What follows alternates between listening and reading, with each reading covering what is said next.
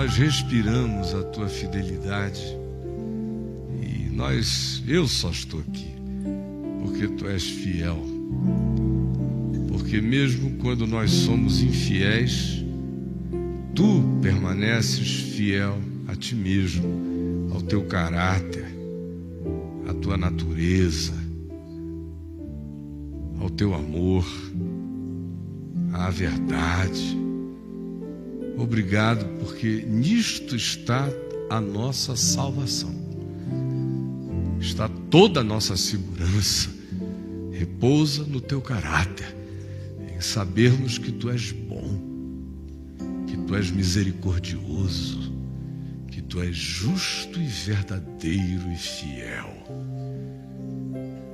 Porque se te negarmos, tu nos negas. Mas se somos infiéis, tu permaneces fiel, porque não podes negar-te a ti mesmo. Por favor, que no nosso coração a compreensão da tua fidelidade, da tua não alteração, manifestas de maneira tão claras nos princípios que regem toda essa criação, que não muda as órbitas, que nos permite a previsibilidade de dia, semana, mês, ano, estações, que bem retratam a tua fidelidade apesar da agressão humana, apesar de nós sermos demônios contra a natureza, tu permaneces fiel. Quanto mais fiel ainda és na palavra eterna, naquela acerca da qual tu dizes que passará o céu, a terra e tudo que neles há, mas a tua palavra não passará. A palavra da salvação, a palavra da garantia, da nossa eternidade em ti. Por favor, enche-nos de paz, paz na tua fidelidade, na tua imutabilidade, sabendo quem tu és. Permite-nos descansarmos em ti, apesar de nós sermos quem nós somos. Em nome de Jesus. Amém. Podem se assentar. Olhem, queridos, abram comigo na carta de Paulo aos Romanos, no capítulo 12, carta do apóstolo Paulo aos Romanos, no capítulo 12. Se você chega aí ao capítulo 12, você vê que os versos finais do capítulo 11, começando no verso 33, estão logo acima. Na realidade, essa separação em negritos e essa marcação de capítulos é uma capitulação humana à vontade de ajudar o indivíduo a dividir e organizar melhor a compreensão. Na maioria das vezes, atrapalha. Eu diria que, historicamente falando, a humanidade, e eu espero um dia poder fazer isso antes de partir, venha ganhar uma Bíblia impressa, sem capítulos e sem versículos, só com livros, os 66. Vocês vão ver a diferença que vai fazer a leitura. Porque os negritos ali, eles seccionam a lógica das explanações. E como os negritos foram considerados por nós, por causa de ignorância religiosa, tem gente que pensa que até a capa é santa, sagrada, sei lá o quê, que as máquinas que imprimem isso nas sociedades bíblicas são máquinas ungidas com óleo, alguma coisa assim, e não é nada disso. Então, O negrito, pela nossa ignorância, funciona atrapalhando a sequência. O capítulo também tem certas coisas que eu só compreendo na Escritura se eu não parar a leitura. Porque se eu entender que devo começar de um certo ponto para frente, frequentemente eu perco o sentido do que foi dito antes, que agora começa a ganhar consequência. Às vezes a gente lê só as conclusões, por causa do negrito. Ou às vezes a gente lê só as introduções, por causa dos negritos. Pouca gente lê tudo. Esse é um dos milhares de textos da Bíblia onde o negrito atrapalha. Porque o que segue no capítulo 12 é de fato, a culminância, o fechamento prático de tudo quanto Paulo tinha dito antes. Começando basicamente no capítulo 9, ele evolui, 10, chega aqui ao 11, vai se embasbacando, vai quase que pintando o chão contra ele mesmo, fica numa situação de encurralamento diante do que ele vai pensando e divisando sobre a soberania de Deus, a majestade de Deus, a grandeza de Deus, conforme ele percebeu, discerniu, intuiu, entendeu e recebeu como revelação. E ele expressa isso. E chega aqui no capítulo 11, no verso 33, ele explode numa adoração pessoal diante do que ele vinha retratando. Por exemplo, no verso 32, ele diz: porque Deus a todos encerrou na desobediência a fim de usar de misericórdia para com todos. Essa foi uma saída final de Paulo, depois que ele começou a pintar o chão contra si mesmo, ficou numa situação que ele não tinha mais para onde ir. Aí ele disse: quer saber? Todo mundo foi colocado em desobediência só para Deus usar de bondade para com todos. Aí quando ele diz isso, de que até a desobediência humana redunda em revelação da bondade de Deus, redunda na extravagância do amor divino, aí ele celebra, ó profundidade da riqueza, tanto da sabedoria como do conhecimento de Deus. Quão insondáveis são os seus juízos e quão inescrutáveis os seus caminhos. Quem conheceu a mente do Senhor? Ou quem foi o seu conselheiro?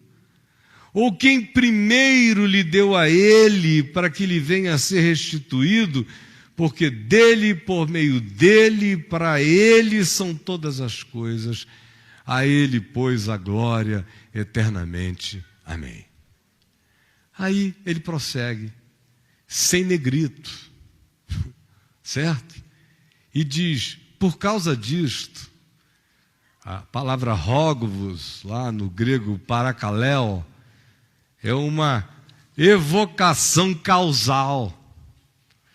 Por causa disto, eu evoco esta lógica, esse sentido. Por causa deste amor, que é tão louco, que até a nossa desobediência redunda em manifestação da bondade dele, e por causa dessa insistência constrangedora da misericórdia de Deus sobre nós, que nos deixa nesse estado de total perplexidade, porque os caminhos dele são inescrutáveis. E por maior que seja a calamidade humana, e por mais astucioso que seja o planejar satânico contra a existência, ou a ação maligna de espíritos contra a vida, ou a revolta de criaturas contra a criação e contra o Criador, ainda assim, o amor prevalece. A misericórdia se renova. A tragédia aduba futuras gerações com consciência diferente. Arrependimentos surgem. Percepções acerca da loucura do nosso modo de existir vêm tantas vezes por causa daquilo que não esteve sob o nosso controle e calamitou-se diante de nós. Do jeito que nós nos tornamos, se o amor de Deus e a revelação de Deus não operam dentro do processo do nosso equívoco, nós estamos e ficamos para sempre perdidos. Mas não é assim. Ele intervém, ele participa naquilo que aos nossos sentidos parece ser a hora menos sem Deus da nossa vida.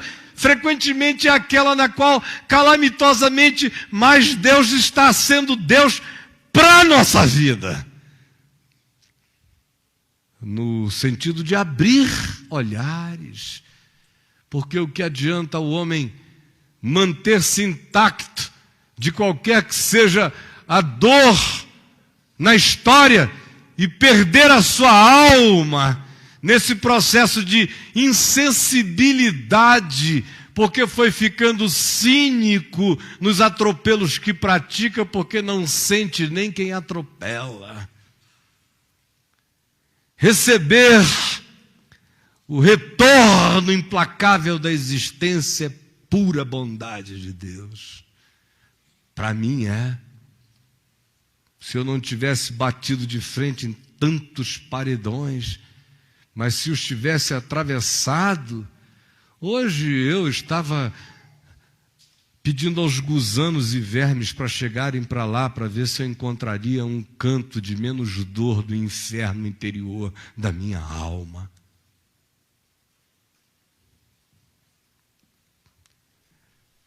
Ó profundidade!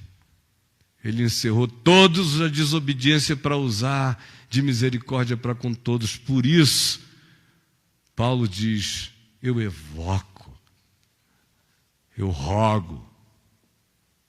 É uma palavra que também carrega a raiz do Paráclito, do Espírito Santo. Paracaleos, é um rogo que vem das entranhas, é uma evocação do Espírito dentro de nós. Paulo diz, se eu pudesse, eu meteria a mão dentro de vocês, puxaria vocês do avesso, para vocês verem e responderem ao amor de Deus.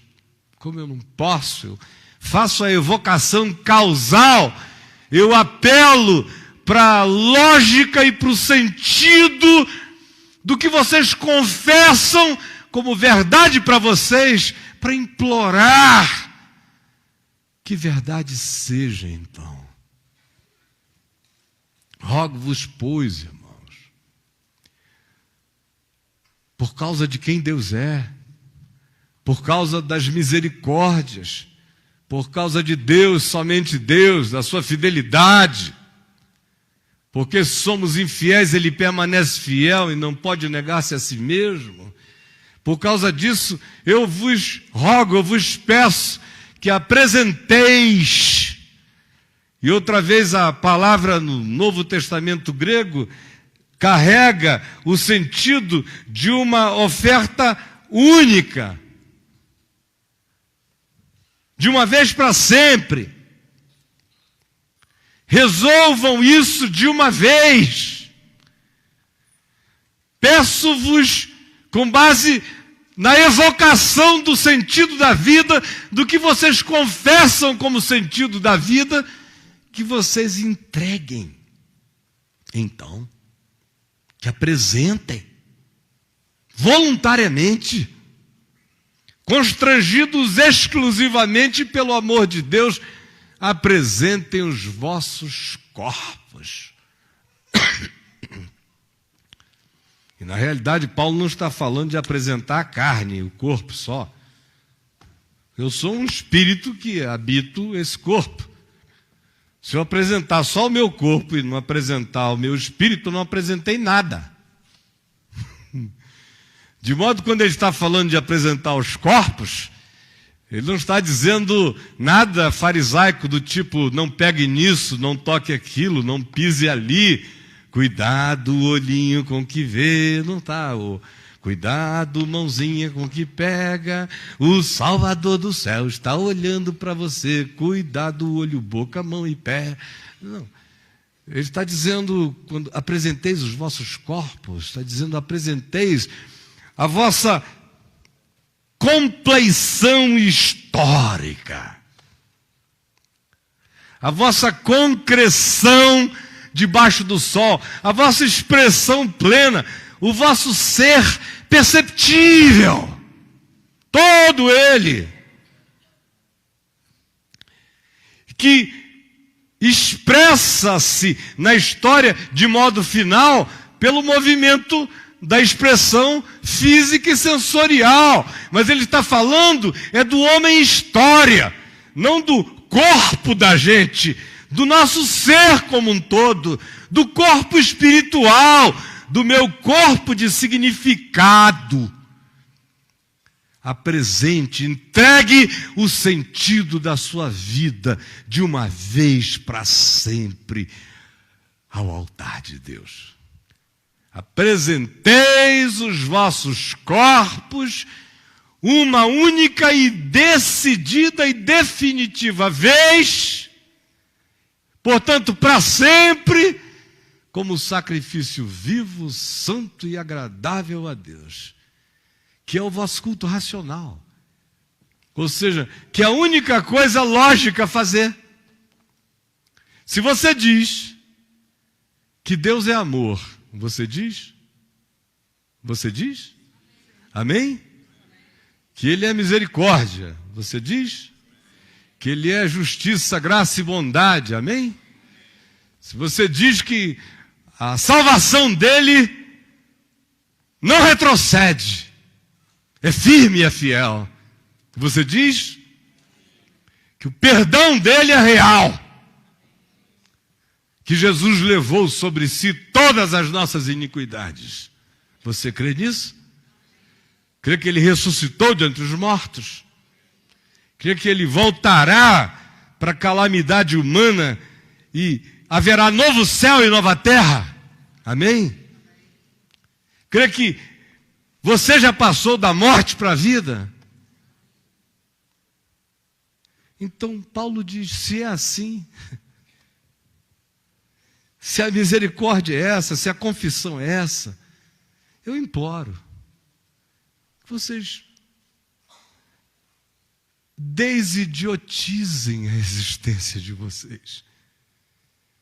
Porque a única coisa racional para quem diz que crê nisso tudo é apresentar-se inteiro, total, pleno, como um sacrifício vivo, santo e agradável a Deus, que é o nosso culto racional.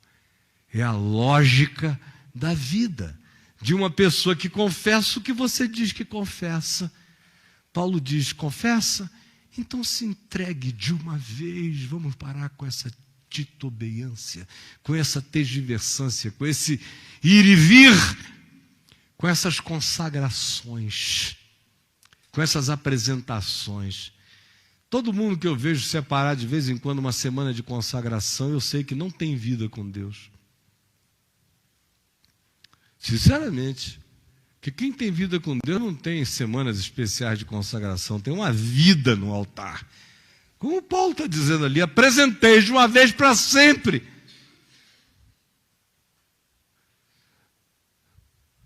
Eu não lembro jamais de ter feito nenhuma consagração, Senhor, só uma.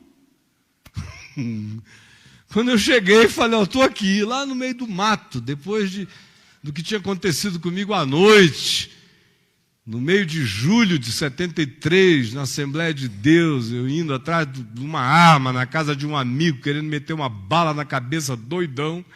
Parei lá, o garoto me pegou pelo braço, disse que me conhecia, me convidou para entrar, me botou na galeria. Eu ouvi uma pergunta retórica. Vocês sabem por que Jesus, no alto da cruz de Jesus, havia uma placa escrita em hebraico, latim e grego: esse é Jesus o Nazareno, rei dos judeus? Eu tinha 18 anos e meio, pensei naquilo e falei, eu não sei. Em hebraico, latim e grego. Jesus Nazareno, rei dos judeus? Não sei não. Doidão, viajando lá, na galeria. Eu falei, meu Deus, que loucura esse negócio. Tinha um cara assim do meu lado direito, eu não sei, o do esquerdo, fortão, com uma criança no braço. Ele me marcou profundamente, o cara, suando, melado, igreja entupida. E o pregador lá não dizia muito coisa com coisa, ele só disse isso, fez essa pergunta e me chamou a atenção. Eu já tinha dito, meu Deus, eu sou um doido. O que eu vim fazer nesse lugar mais doido do que ácido consegue me fazer ficar doido? Porque doidos são eles. Aquela gritaria, eu não entendia nada do que o cara falava. Aí, e o rapaz aqui do lado, com aquela criança, quando a criança ia sossegando, o pregador dizia alguma coisa lá, tipo, Jesus está vivo! Aí é uma senha, né, num ambiente pentecostal, todo mundo grita nessa hora. É hora de gritar.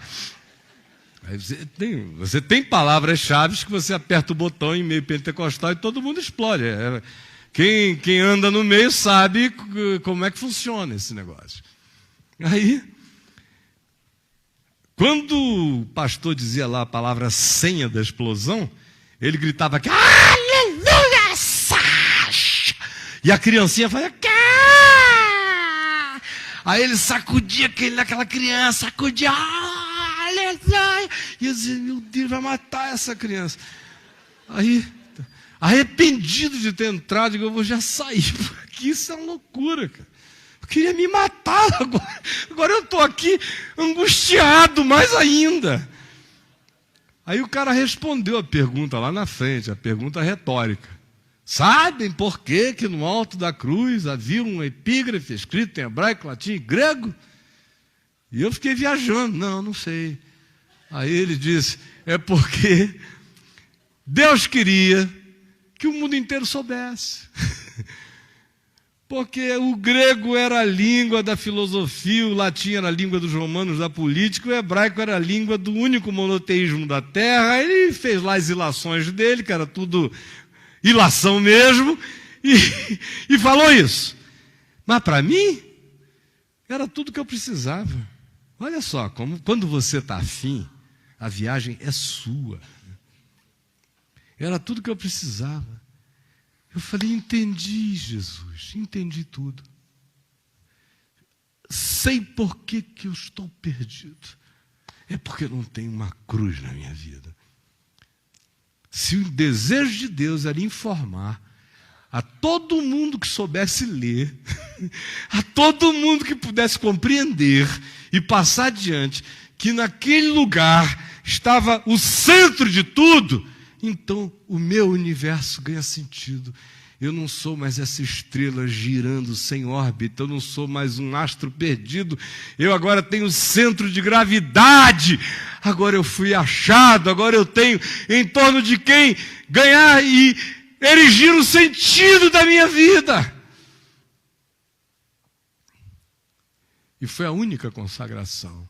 No dia seguinte eu saí dali, à noite eu fiquei semi-possesso por um espírito maligno, que tentou me possuir, e meu pai entrou no quarto, e eu estava jogado de um lado para o outro no chão, e ele repreendeu aquilo em nome de Jesus, E eu não tinha perdido a capacidade mental e da minha percepção pessoal, mas fiquei completamente sob sujeição de algo que eu não conseguia controlar sob hipótese alguma.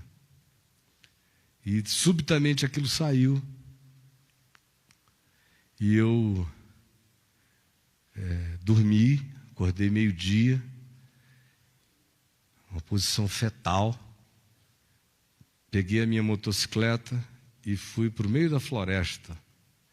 Parei e comecei a correr numa trilha até chegar a um igarapé cristalino, ninguém, só uns buritizais, a água límpida passando, aquele céu azul, e eu chorando, já eram umas 2:30, 3 horas da tarde, sozinho, e me ergui as minhas mãos e falei: Jesus, agora eu sei qual é o sentido da vida. E eu me entrego ao sentido absoluto, a Ti, Jesus, ao Evangelho. E já me batizaram quando eu era criança, na igreja católica, na igreja presbiteriana. Agora chegou a minha vez de me batizar sozinho contigo, sem homem, sem ninguém, só nós aqui. Aí me joguei para trás em nome do Pai. Abri o olho lá embaixo, vendo aquela água aqui em cima de mim, os buritizais. Em nome do Filho e do Espírito Santo. E saí dali correndo, igual Elias, cheio do Espírito Santo, uns 6 quilômetros até a minha motocicleta para ir embora. E nunca mais fiz nenhuma consagração. Uma só para sempre. Já passei por situações tão horrorosas, fora de mim e dentro de mim, mas em nenhuma delas eu voltei dizendo: deixa eu me reconsagrar, porque eu sei que foi uma vez e para sempre. Eu sei que foi verdade nos melhores dias, foi verdade nos piores dias, é verdade na vida, é verdade na morte, não muda, por causa da fidelidade dele. A apresentação, a entrega pode ser uma única e para sempre. Assim como ele morreu uma única vez e para sempre por nós, a minha entrega a ele, conquanto cotidianamente eu diga que sou dele, eu renove os meus amores, mas o nosso casamento aconteceu antes da fundação do mundo, e na minha consciência, como ser humano, aos 18 anos de idade, de uma vez e para sempre também. Rogo-vos, pois, irmãos, pelas misericórdias de Deus, que apresenteis o vosso ser integral, uma única vez, para sempre, como sacrifício vivo, santo e agradável a Deus. A diferença entre esses sacrifícios, outros sacrifícios, é que os outros sacrifícios eram sacrifícios para a morte. Matava-se o sacrificando, o sacrificado. Era troca. Nesse caso não há nenhuma troca. Não há barganhas a fazer. Jesus foi o sacrifício de uma vez e para sempre. O meu é uma admissão de que Ele deu a vida para que eu tivesse vida. E agora, o que Ele pede de mim não é a minha morte. É um sacrifício vivo. Eu não sou chamado a fazer um sacrifício de morte, eu sou chamado a fazer uma oferta de vida. Vida, da minha vida. Sacrifício vivo, santo, separado. E eu me torno santo não por rituais, nem por exterioridades,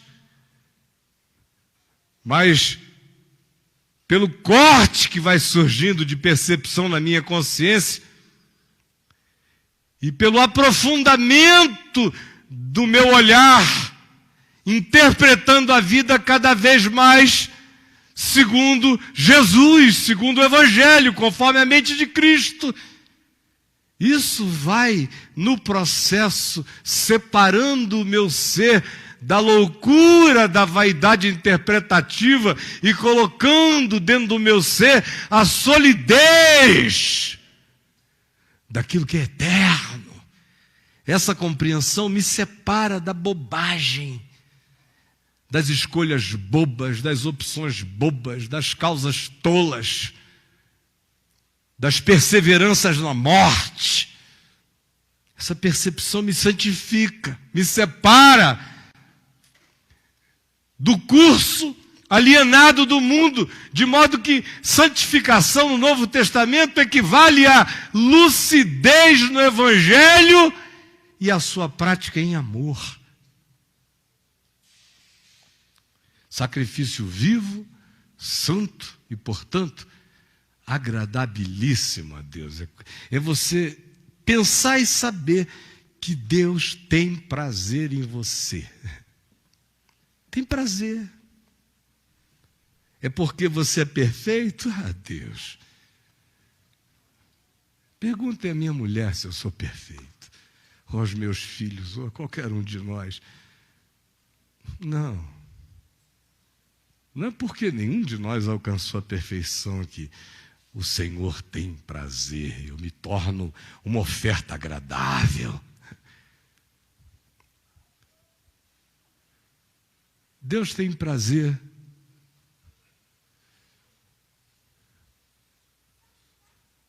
na sinceridade vivida sob o sangue do Cordeiro, sob o sangue de Jesus. Repita isso comigo. Deus tem prazer na sinceridade vivida sob o sangue de Jesus. Isso que Deus tem prazer. Aí até quando eu estou idiotado e de repente começo a cair em mim, dure isso 1 minuto, 10, 2, 1 hora, 1 dia, seja lá o que for. Quando a luz começa a entrar e o meu coração se curva e eu me quebranto e eu reconheço com toda a sinceridade, até voltando da minha calamidade, eu encontro o sorriso do Pai. Ponham-lhe um anel no dedo e sandália nos pés, tragam-lhe vestes, mandem matar o novilho, contratem uma banda, chame os vizinhos. Assim é o Pai. Tem prazer, porque esse filho estava equivocado e ganhou lucidez, estava emburrecido e foi penetrado por sabedoria, estava torto e foi endireitado enquanto caía. Sacrifício vivo, santo e agradável a Deus, que é a lógica do ser, e não vos conformeis com este século. Com esse sistema, com esse aeon. E isso não tem nada a ver com diferenciações exteriores.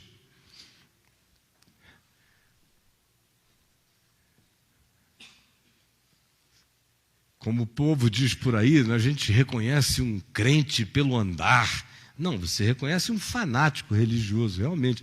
Eu conheço pelo andar, pelo cheiro, pelo penteado, pela roupa. Às vezes eu digo para minha mulher, olha, aquilo ali é crente. Como é que você sabe? Está na cara, tem até um biotipo já. Eu posso dizer, determinadas denominações têm um biotipo, o convívio ali faz a pessoa ficar igual um bonsai daquele lugar. A pele muda. Vocês estão pensando o quê? Muda tudo, até o cheiro, até o hálito. É uma loucura. Eu estou nessa desde que eu nasci, há 10 mil anos atrás, vendo esse negócio. Não é moleza, não.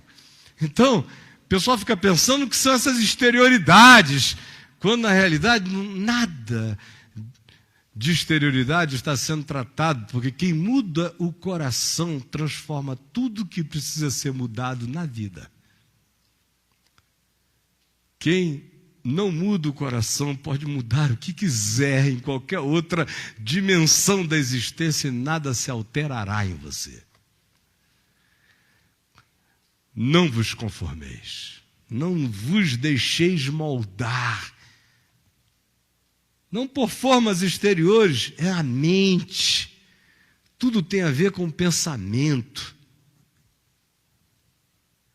Guardem a mente de vocês. Pensem com a mente de vocês, segundo o Evangelho. Ganhem a mente de Cristo pelo Evangelho. Lutem contra os pensamentos perversos de vocês, assim como em mim eu enfrento os meus todos os dias. E são tão sutis que às vezes você nem nota e já está há 5, 10 minutos num processo contra a própria saúde da sua vida. Não aceite. Não diga do lado de fora eu não faço e do lado de dentro conserve um carrossel de enganos. É aqui que é a guerra.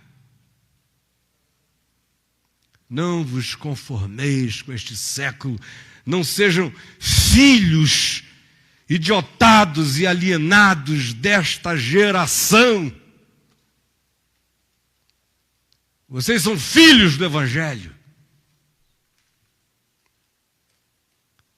Não vos conformeis com este século, mas, ao contrário, transformai-vos pela renovação da vossa mente, por viver um processo cotidiano de aprendizado, de arrependimento, de compreensão, de recompreensão, de agregamento de outros valores, de outras percepções, de outras profundidades, de outros ângulos, de outros olhares e prismas de misericórdia. Transformai-vos pela renovação da mente no Evangelho, pela prática do amor, do perdão, pela confissão, pela metanoia, pela vigilância pessoal constante, vendo em que estado a gente está. É tão sutil. É tão sutil. Às vezes um tema que fica recorrente na sua vida 1 semana, 2 semanas, 1 mês, muda seu processo mental, emocional e começa a alterar levemente o seu processo comportamental. Depois de alguns meses, você se distanciou sem nem notar de você e sem que ninguém do lado de fora tenha que necessariamente ter notado, porque esse movimento é dentro, é no coração. Às vezes não é nada do lado de fora, é só no interior. Às vezes nem apareceu do lado de fora para ninguém, mas você já andou anos-luz dentro de você para longe da referência do amor. Transformai-vos. Isso é uma conversão cotidiana. A entrega é uma única. Apresentei os vossos corpos uma vez para sempre. Definitivo agora. O processo é cotidiano, é ininterrupto. A oferta é única. O processo não parará jamais. Todo dia. Sem entrar Jamais naquela ideia de que as coisas estão definitivamente fechadas em nós. Pobre daquele que esteja com tudo fechado dentro de si. A minha pedra angular é inamovível, é Jesus. Sobre ele a compreensão vai sendo erguida, dia a dia, me transformando, mudando a minha mente, o que vai alterar atitudes, emoções, percepções, relações. E vai também me dar a necessária perseverança para lidar comigo quando eu começo a enxergar o que em mim se afastou de mim e ainda não tive nem as mãos para pegar e conseguir trazer o que se foi para o encaixe do seu eixo.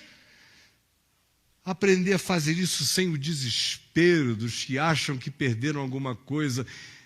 Ao contrário, passando a interpretar isso como mais uma lição sobre o fato de que sem Ele eu nada posso fazer. De que é nele que eu tenho que viver e respirar e ser. Por isso, eu não posso deixar de me converter nem um dia. Me transformar pela renovação da minha mente, para que eu experimente o benefício do Evangelho. Porque do que serve o Evangelho, gente, se ele não fizer a gente experimentar algo que seja Evangelho? Evangelho é boa nova. Só que a vontade de Deus é que o Evangelho deixe de ser uma boa nova oral, apenas uma notícia,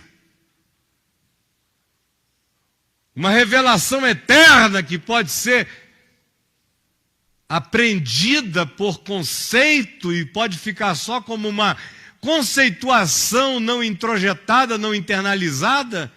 Portanto, a vontade de Deus é sempre uma só e prioritariamente esta, porque a obsessão do verbo de Deus, da palavra de Deus, palavra, da palavra de Deus, é tornar-se carne.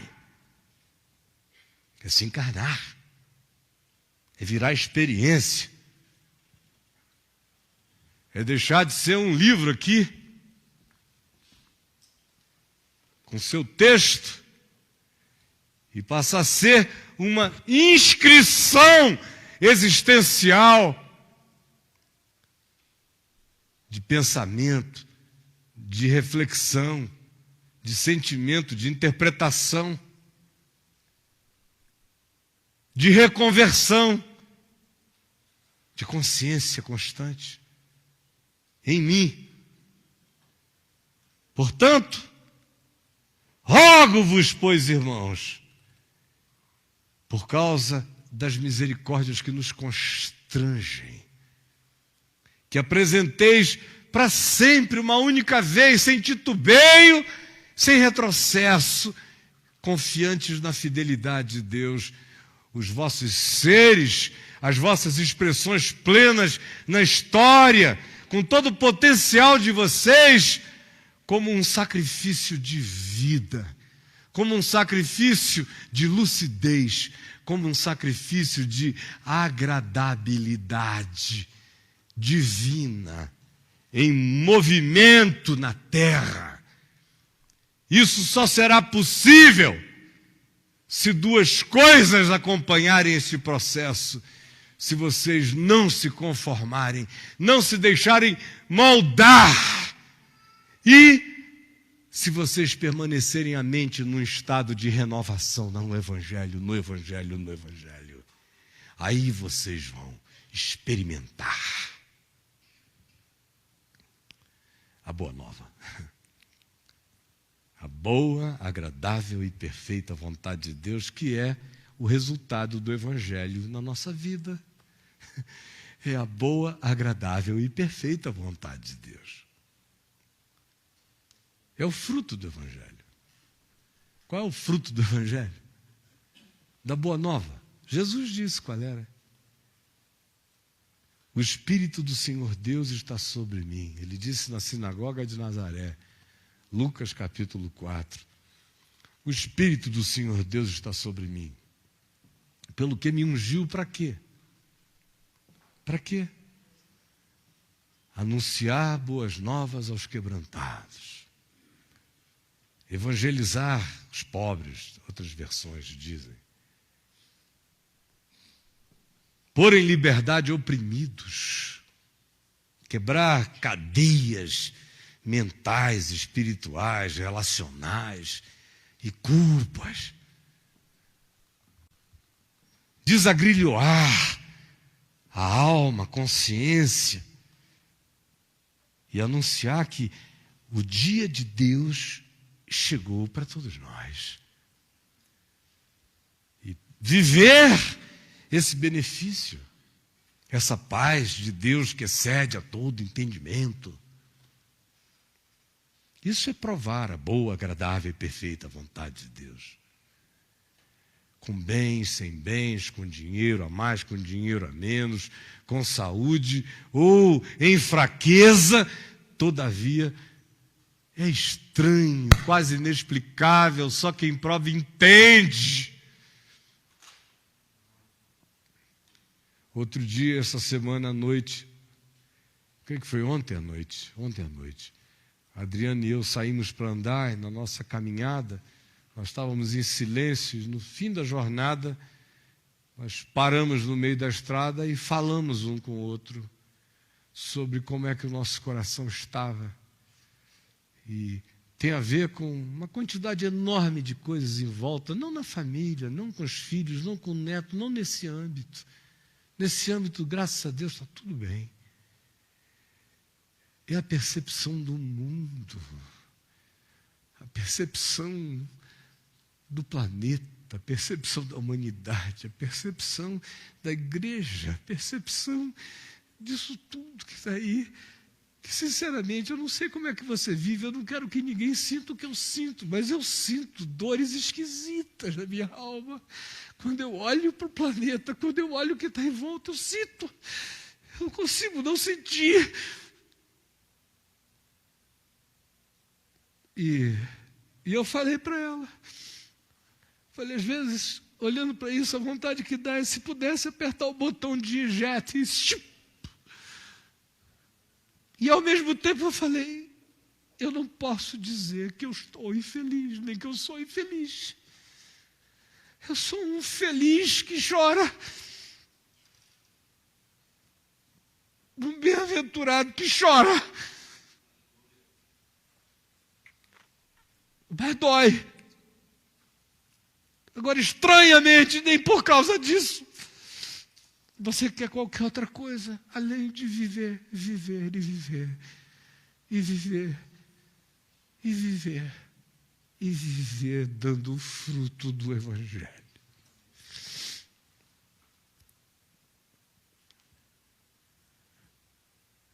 E eu vim aqui hoje, em nome de Jesus, rogar também, rogar a vocês e a mim mesmo, que apresentemos a nós mesmos com a consciência de que está apresentado de uma vez para sempre. Está apresentada a nossa vida, o nosso ser, a nossa vontade de vivos, sermos uma oferenda encantadora, crescente, de beleza, de lucidez, de bondade, de graça, sem conformismos, sem acomodações, sem flexibilizações que nos verguem o caráter e nos alterem o ser, mas ao contrário, mantendo a resistência, renovando a nossa mente e a nossa disposição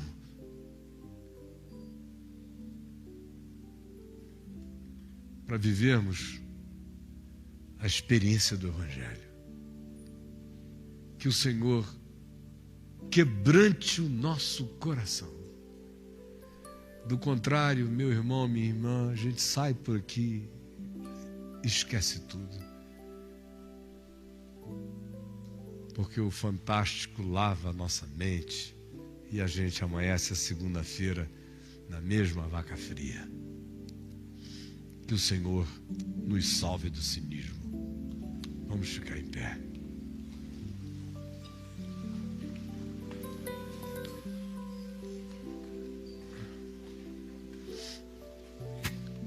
Gente querida, vamos dar as nossas mãos.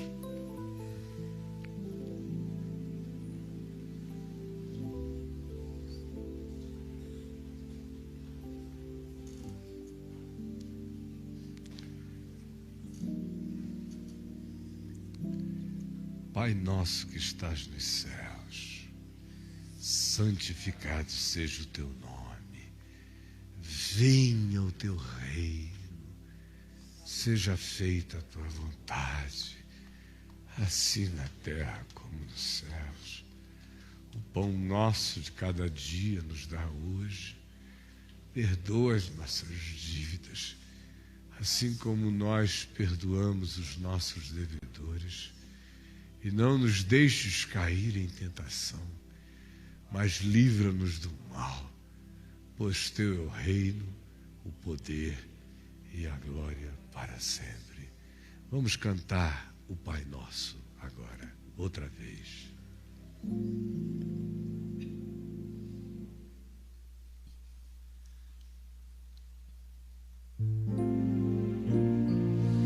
Pai nosso, que estás nos céus, santificado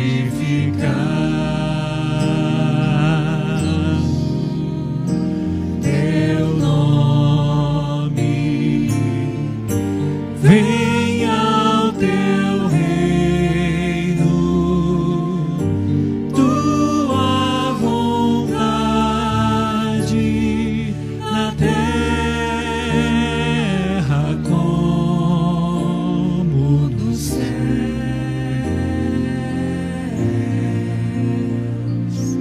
Dá-nos o pão de cada dia e perdoa as nossas dívidas como aos outros perdoamos. Não nos deixes cair em tentação, mas livra-nos do mal. Pois teu é o reino e o poder e a glória para sempre,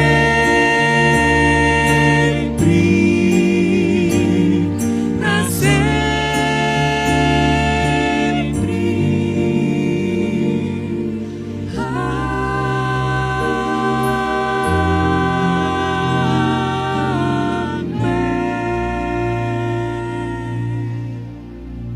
E que o amor do nosso Pai, nosso Pai, nosso Pai, nosso Paizinho, e que a graça do unigênito de Deus, do Cordeiro Eterno, que se entregou a si mesmo antes da fundação de qualquer universo, pela criação que ele criava, que nele estava sendo criada. E que o poder, a esperança, a alegria, a renovação de vida nos sejam concedidas pelo Espírito Santo, hoje e sempre, em nome de Jesus. Amém.